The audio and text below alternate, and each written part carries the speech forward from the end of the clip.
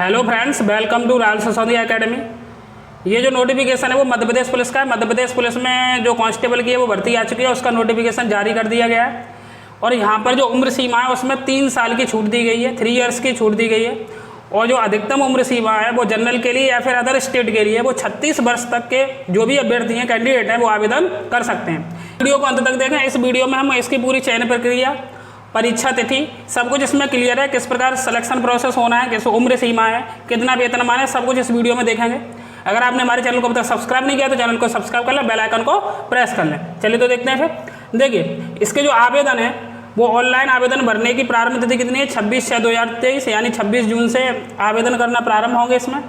और इसकी जो आवेदन करने की अंतिम तिथि है वो जुलाई है, 10 जुलाई 2023 है। और संशोधन करने का भी मौका मिलेगा 26/6/2023 से 15/7/2023 के मध्य में। अगर आपको किसी प्रकार की एरर हो जाती है तो उसे संशोधन भी कर सकते हैं। परीक्षा दिनांक व दिन, देखिए परीक्षा तिथि भी यहाँ पे पहले इन्होंने नोटिफिकेशन में क्लियर कर दी है।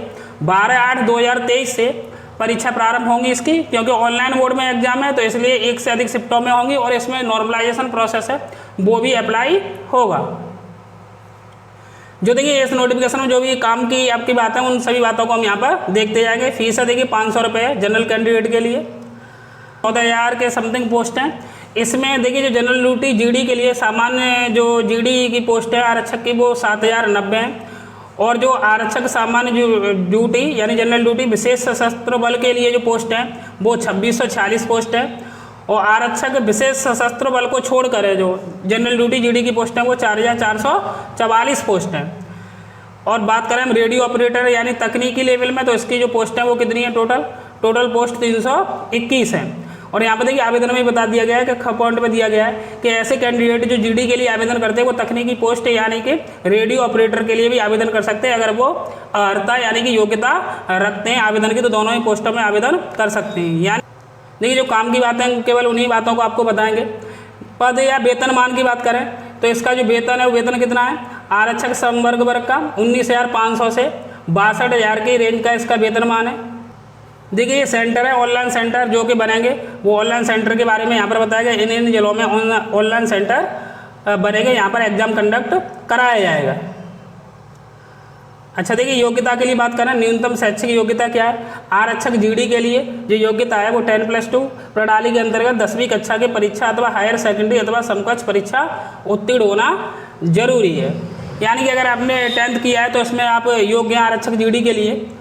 अच्छा बात करें आरक्षक रेडियो ऑपरेटर के लिए तो इसके लिए आपको क्या है? योग्यता है मान्यता प्राप्त किसी मंडल संस्था से उच्चतर माध्यमिक प्रमाण पत्र परीक्षा 10+2 प्रणाली यानी 12वीं उत्तीर्ण होना चाहिए। इसके अतिरिक्त सरकार द्वारा मान्यता प्राप्त किसी भी पॉलिटेक्निक संस्थान, कॉलेज, विश्वविद्यालय, ITI से electronics, electrical, hardware, computer hardware इत्यादि में 2 वर्ष का डिप्लोमा पास किया होना चाहिए। यानी इंटर के साथ में आपको पॉलिटेक्निक या फिर ITI भी ट्रेड में की हुई है तो आप इसके लिए योग्य हैं तकनीकी सहायक के लिए रेडियो ऑपरेटर पोस्ट के लिए। और आरक्षक जीडी में जो जीडी की पोस्ट है उसके लिए सिंपल आपको 10th होना जरूरी है। बात कर लेते हैं मेन आय सीमा की। आय सीमा कितनी लिखी गई है इसमें? तो आय सीमा की बात की जाए तो देखिए इसमें पुरुष के लिए मध्य प्रदेश के जो अनारक्षित है उनके लिए 33+3 कोविड के कारण 3 वर्ष की छूट दी गई है। इसमें एज रिलैक्सेशन दिया गया है, 36 वर्ष तक आवेदन कर सकते हैं। पुरुष जो मध्य प्रदेश के आर्थिक रूप से कमजोर है EWS के उनके लिए भी 36 वर्ष दी गई है एज, 3 वर्ष की छूट दी गई है।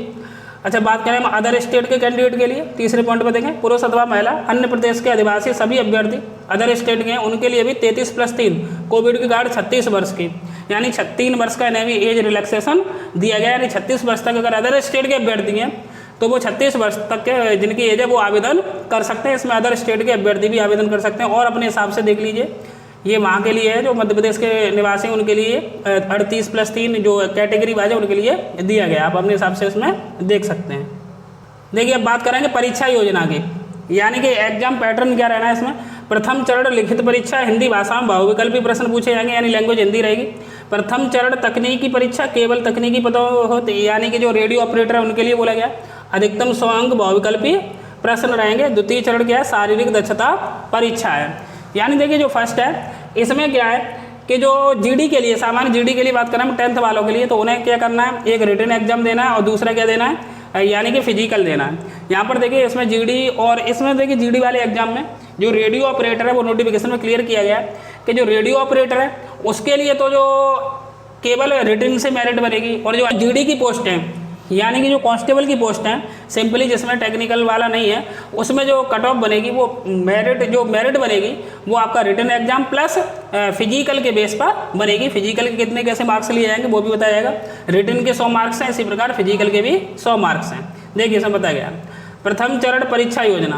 प्रथम चरण लिखित परीक्षा हिंदी भाषा में वैकल्पिक प्रश्न आएंगे। अवधि कितनी है? 2 घंटे में 100 प्रश्नों को हल करना होगा। अच्छा, अंक योजना कितनी है? कितने अंक का है? अधिकतम 100 अंक का है। सही उत्तर के लिए 1 अंक दिया जाएगा। जिन प्रश्नों के उत्तर के प्रयास नहीं किए गए या उत्तर गलत किए हैं उनके लिए कोई अंक नहीं कटेगा, यानी नेगेटिव मार्किंग नहीं है। अच्छा, बात करें हम सिलेबस की। देखिए सिलेबस बताया गया जो 100 अंकों का टेस्ट होगा उसमें 40 अंक किसके होंगे? जीएस प्लस रीजनिंग के, तार्किक ज्ञान के, और 30 अंक किसके हैं? बौद्धिक क्षमता, मानसिक अभिरुचि, ये भी रीजनिंग के अंतर्गत आती है। जो लॉजिकल रीजनिंग होती है उसके क्वेश्चन ज़्यादा आते हैं इसमें 30 वाले में। 30 अंक क्या आएगा आपका? साइंस एवं सरल अंकगणित यानी मैथ के क्वेश्चन पूछे जाएंगे। पहले पॉइंट में देखें आरक्षक जीडी के पदों तो शारीरिक दक्षता परीक्षण होगा जिसके अंक अंतिम प्रवीणता सूची के लिए प्रथम चरणों के अंकों के साथ जोड़े जाएंगे। यानी कहने का मतलब है यहाँ पे जो कट ऑफ बनेगी वो रिटन टेस्ट जो आपका 100 मार्क्स का होगा प्लस फिजिकल जो कि 100 मार्क्स का होगा, उन दोनों को जोड़कर कट ऑफ बनेगी। जबकि बात करें हम रेडियो ऑपरेटर के लिए, आरक्षक के लिए के पदों तो शारीरिक दक्षता परीक्षण के लिए चुना जाएगा जिसके अंक अंतिम प्रवीणता सूची के लिए प्रथम चरण के अंकों के साथ नहीं जोड़े जाएंगे। शारीरिक दक्षता परीक्षण केवल क्वालिफाइंग नेचर का होगा। कहने का मतलब में शारीरिक दक्षता परीक्षण का बिल्कुल क्लियर किया है। तीसरे पॉइंट से देखें, यहाँ से काम की बात है। आरक्षक जीडी संवर्ग के समस्त अभ्यर्थियों के लिए शारीरिक दक्षता परीक्षण में अधिकतम कुल योग के न्यूनतम 30%, यानी जैसे 100 अंक का है फिजिकल, उसमें से 30% लाना अनिवार्य है, यानी 100 में से 30 अंक लाने होंगे जिसके अंक अंतिम प्रवीणता सूची यानी फाइनल कट ऑफ के लिए प्रथम चरणों के अंकों के साथ जोड़े जाएंगे। ये 10th यानी जीडी की बात कर रहे हैं। 100 में से 30 अंक जो लाएगा वो क्वालिफाई माना जाएगा, इससे कम लाएगा वो क्वालिफाई नहीं माना जाएगा, और इसके final cut off written plus physical के साथ जोड़े जाएंगे। बात करें रेडियो ऑपरेटर के लिए तो 800 मीटर दौड़ में केवल 20% न्यूनतम अंक 40 में से 8 अंक लाने होंगे जिसके अंक अंतिम प्रवृत्ता सूची के लिए प्रथम चरण के अंकों के साथ नहीं जोड़े जाएंगे।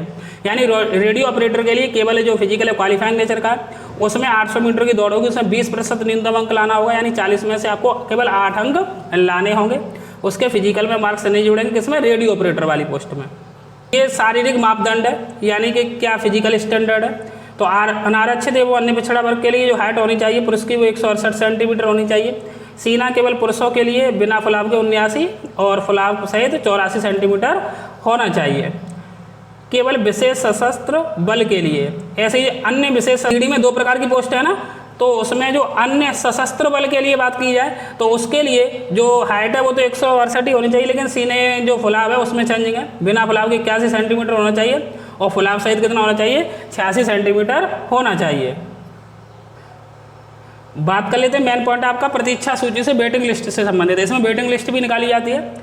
देखिए इसमें बताया गया है कि विज्ञापित पदों की संख्या 15% अभ्यर्थियों की प्रतीक्षा सूची बनाई जाएगी जो कि परिणाम घोषित होने से 1 वर्ष अथवा नवीन परीक्षा के परिणाम घोषित होने तक जो भी पहले हो प्रभावी रहेगी। रिक्त रही पदों की पूर्ति इस प्रतीक्षा सूची से दी जा सकेगी। यानी ये जो वेटिंग लिस्ट है, अगर पद रिक्त होते कोई भी अभ्यर्थी ज्वाइन नहीं करता है तो इस वेटिंग लिस्ट से उस जो पोस्ट खाली रह जाती है उसे भरा जाएगा। चयन के बारे में देख लेते हैं। वैसे हमने आपको क्लियर पहले ही बता दिया है। आरक्षक जीडी संवर्ग के अभ्यर्थियों का शारीरिक दक्षता परीक्षण में न्यूनतम 2.5 अंक यानी क्वालिफाइंग नंबर लाने के बाद में प्रथम चरण लिखित परीक्षा और शारीरिक दक्षता परीक्षण में प्राप्त अंकों के योग के आधार पर अंतिम चयन होगा।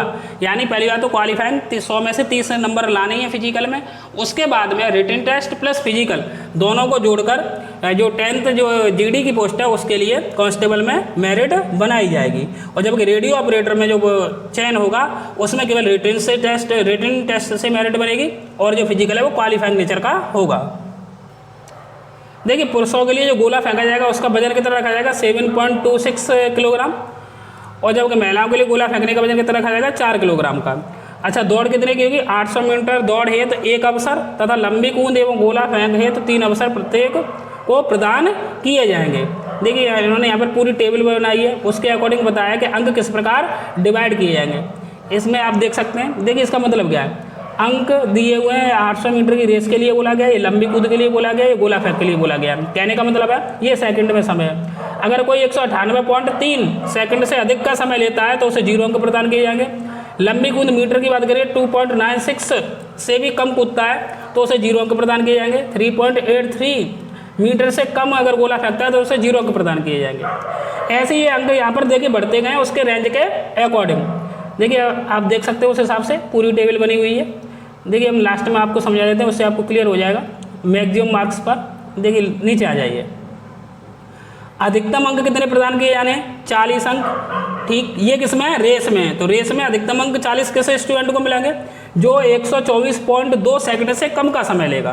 5.57 मीटर तक अगर लॉन्ग जंप करता है कोई भी कैंडिडेट तो उसे कितने अंक प्राप्त होंगे? इसकी रेंज में आइए देखिए 30 अंक प्राप्त होंगे। और 5.57 से अधिक कितने भी मार दे, 5.57 मीटर से अधिकतम अगर वो लॉन्ग जंप मारता है तो उसे मैक्सिमम कितने अंक प्रदान किए जाएंगे? 30 अंक प्रदान किए जाएंगे। सेम है, इधर आ जाइए। गोला फेंकने की वही रेंज है। 8.76 मीटर तक अगर कोई कैंडिडेट गोला फेंकता है तो उसे 30 अंक प्रदान किए जाएंगे।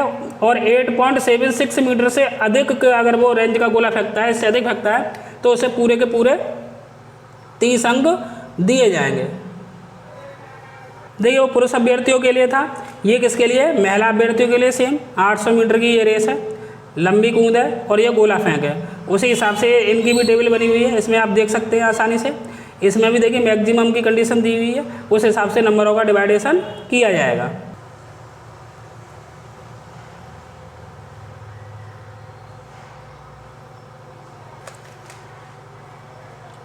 देखिए महत्वपूर्ण बात है परीक्षा में, परीक्षा परिणाम नॉर्मलाइजेशन पद्धति, यानी कि इसमें क्योंकि एक से अधिक शिफ्टों में एग्जाम होगा तो इसमें नॉर्मलाइजेशन की प्रक्रिया भी अपनाई जाएगी।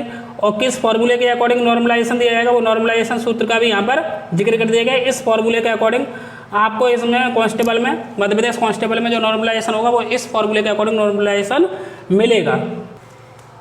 ये जो घोषणा पत्र है ये अपलोड करना होता है, फॉर्म भरते हैं जब, तो फॉर्म भरने के बाद में जो ये घोषणा पत्र है उसे आपको इसकी वेबसाइट पर अपलोड करना होता है। इस तरीके से आपको हस्ताक्षर फोटो और इस तरीके से 100 घोषणा पत्र को उस पर अपलोड करना होता है, वो इसका ये प्रारूप है। तो देखिए अगर बात करें हम पुलिस भर्तियों की, तो 3 पुलिस भर्तियाँ हैं जो कि सबसे बड़ी भर्तियाँ देखी जा रही है, वो कंटिन्यूस रूप से तीनों स्टेटों में अब तक जारी हो चुकी हैं। यूपी पुलिस कांस्टेबल है जो कि जिसमें पोस्ट कितनी है? 52,600 के समथिंग पोस्ट है। और एक ये यूपी की बात की जाए, दूसरी बात करें हम किसकी? बिहार की, तो बिहार में 21,000 के समथिंग पोस्ट है। और बात करें हम एमपी की, तो एमपी में अभी आपने देखा ये एमपी में कितनी पोस्ट है? 14,500 के समथिंग पोस्ट है। अगर कोई भी कैंडिडेट, क्योंकि तीनों में किसी भी स्टेट से कैंडिडेट हो, तीनों भर्तियों में आवेदन कर सकता है। खास करके यूपी कांस्टेबल की बात करें तो ये सबसे बड़ी भर्ती है। अच्छा, उसका नोटिफिकेशन, यूपी कांस्टेबल की भर्ती का नोटिफिकेशन भी जल्द से जल्द आपको देखने को मिलेगा। अगर आप तीनों भर्तियों की बेहतरीन रूप से तैयारी करना चाहते हैं तो आप हमारे channel Rahul Sisodia academy channel को सब्सक्राइब कर लें, बेल आइकन को प्रेस कर लें। अगर आपको वीडियो अच्छा लगा हो तो वीडियो को अधिक से अधिक लाइक करें और शेयर करें। धन्यवाद।